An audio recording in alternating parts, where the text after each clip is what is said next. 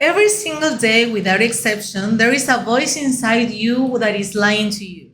And the most dangerous part is that you believe it completely. Most people go through life convinced they are making free, rational, conscious decisions. They believe they know who they are, what they want, and why they act the way they do.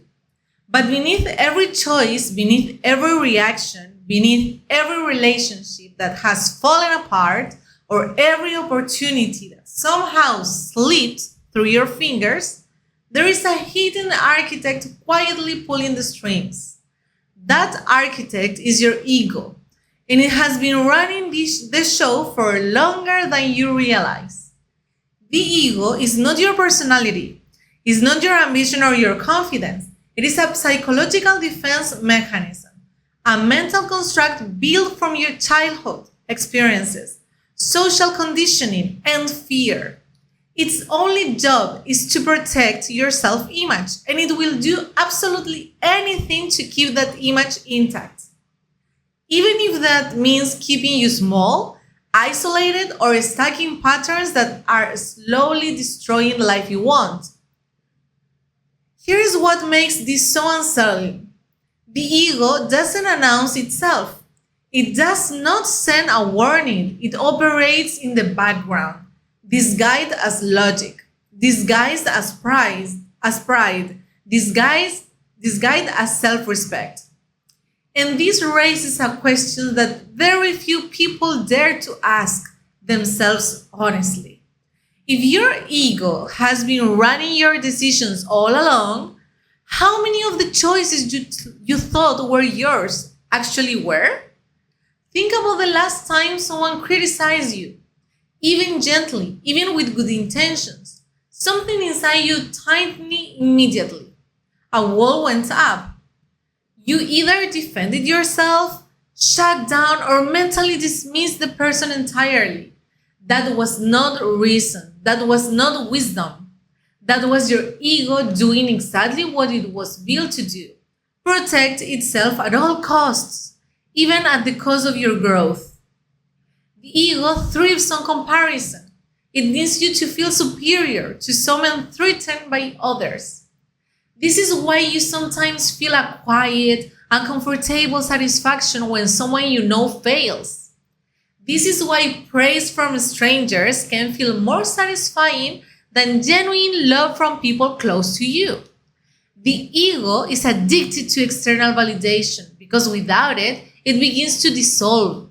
And dissolving is the one thing it will never allow without a fight. But here is where it becomes truly fascinating. The most destructive behavior the ego produces is not arrogance. It is self-sabotage. When an opportunity appears that is bigger than your current self-image, the ego experiences it as a threat.